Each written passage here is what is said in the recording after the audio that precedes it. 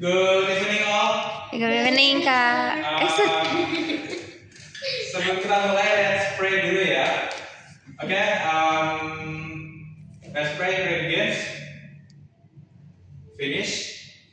Oke, today kita akan membahas tentang use text atau di generalnya adalah full text only. Nah, ketika kalian melihat di sosial media, or I guess not TikTok ya, but like Kompas News atau BBC atau dan sebagainya, pasti ada sebuah berita yang begitu panjang. Nah, kira-kira nih gimana sih kita mengidentifikasi terus memahami dari teks tersebut? Nah, sedangkan kalau news itu kan tujuannya adalah untuk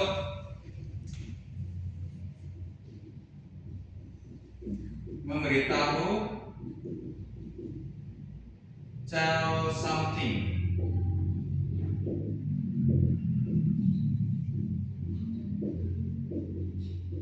happens in the world.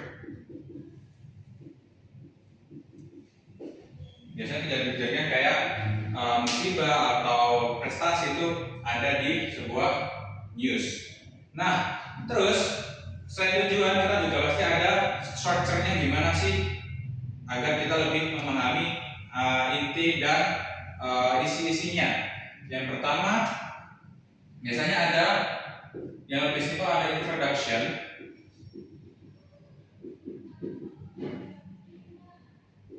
Yang kedua ada main content-nya. Yang ketiga ada conclusion. Nah, ini kita bahas satu one by one ya. Yang pertama ada introduction, itu untuk pengenalan aja mengenai, usually it's about question word.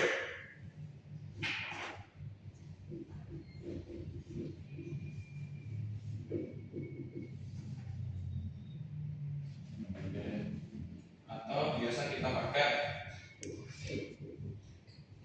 W plus 1H dengan satu hal. For example, like what, why, when, who, where, and how. Nah, kayak gitu. And then main content-nya, isinya yaitu tentang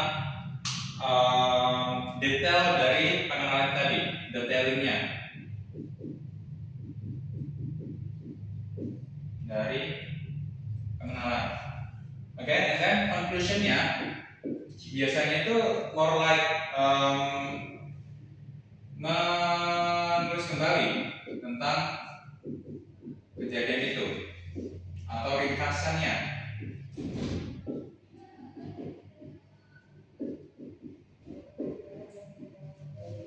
Nah, for this exam or test yang perlu, the one we should take a look is yang pertama ada main idea yang biasanya ada di introduction ini, menyangkut question word. Oke, atau in the question kita bisa bilang pakai yang namanya cirinya adalah what's the topic,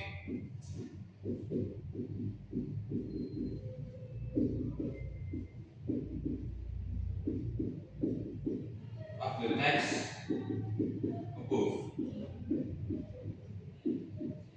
atau what's the main idea of the text above. Similar like that. Nah, back again.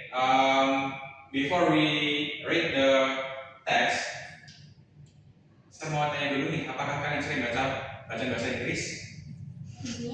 Lumayan, karena nanti bakalan menyangkut sama vocabulary-nya. Kalau kita nggak tahu vocabulary ya, kita kurang bisa lah untuk memahami isi dari sebuah teks. Nah, makanya kalau di luar jam ini you can read any books or any news and then write the difficult vocab you found, atau itu tadi ditaruh di buku tulis and then dicari artinya terus dipraktekin cara nulisnya gimana, so you can improve your vocabulary. Oke, ini yang kedua, main idenya. Biasanya we use hint or clue-nya. Usually we found it in the first of the paragraph.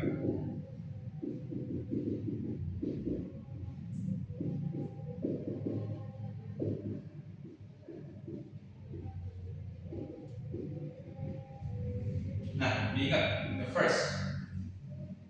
Biasanya ya ada di first, jadi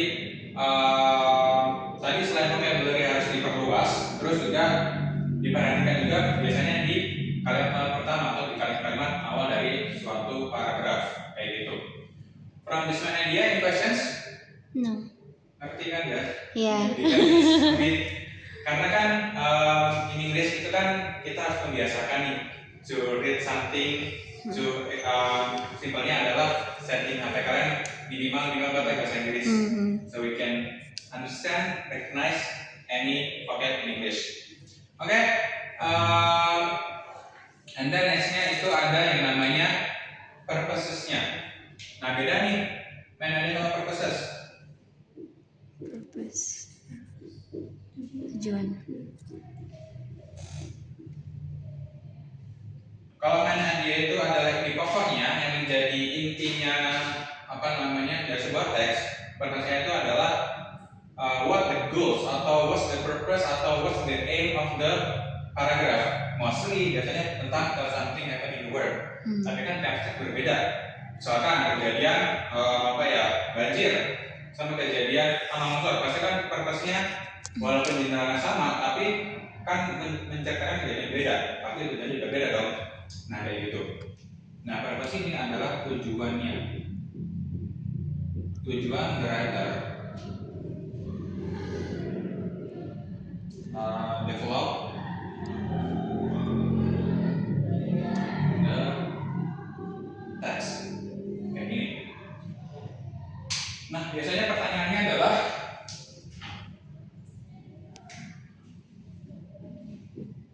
what's the aim?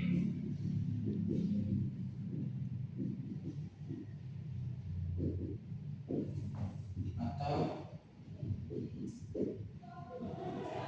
purpose of the text atau paragraph.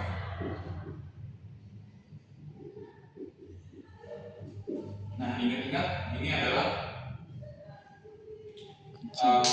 ininya juga kayak gitu. Nah, kalau mau hint yang clue kayak gini, ini depends on the main idea-nya.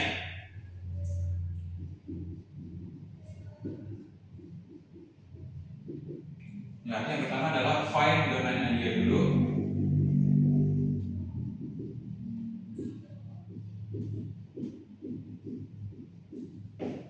And then after that, biasanya kalau sendiri sih tadi hasil dari vocab yang diperluas menghasilkan kata-kata yang semakin banyak yang terproduksi. Jadi after you find the main idea, find another word. Find another words which is similar to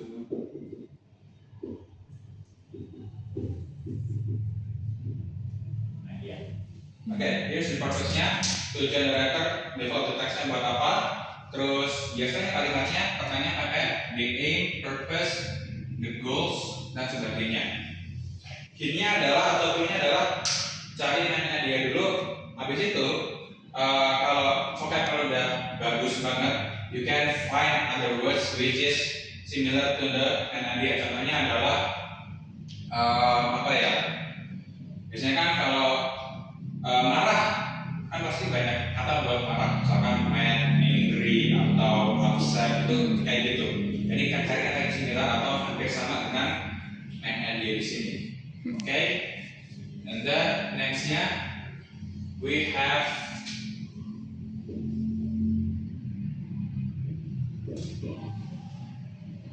conclusion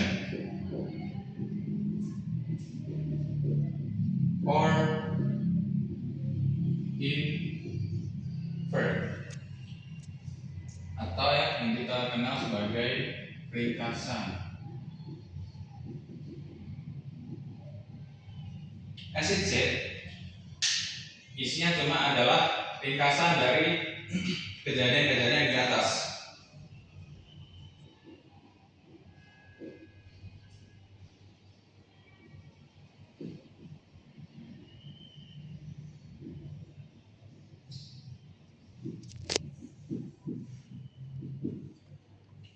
So for the exam ya, biasanya we use what we conclude.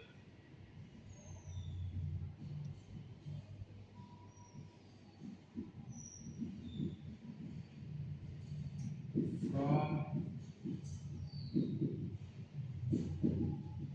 text, or what is the conclusion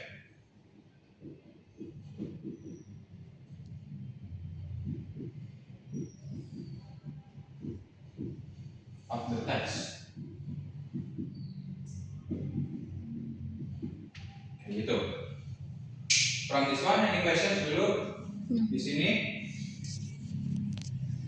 Nah, caranya lagi, hintnya sama. Jadi, basically these three ini saling berkaitan, related each other.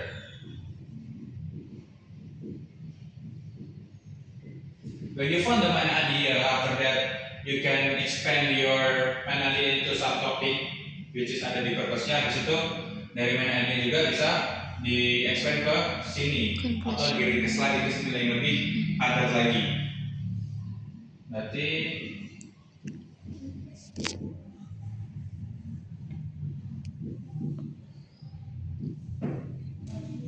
and then summarize. Kayak gini. Any questions? Oke, silakan Kak. Berarti kalau conclusion itu nggak selalu ada di paragraf akhir lagi. Nah, oke, good questions. Thank you Kak. Siapa tadi? Harina. Good question Kak Harina. Nah, biasanya kalau conclusion itu ada di akhir paragraf. Jadi, misalkan nih di sini ada paragraf ya. Take a look, ini ada paragraf aja. Let's assume di dalam paragrafnya. Biasanya main idenya itu di sini. Ini dan after that sini purpose-nya. Dan some perhaps ada isinya yang detailnya.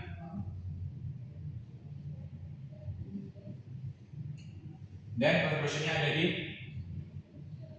bawah.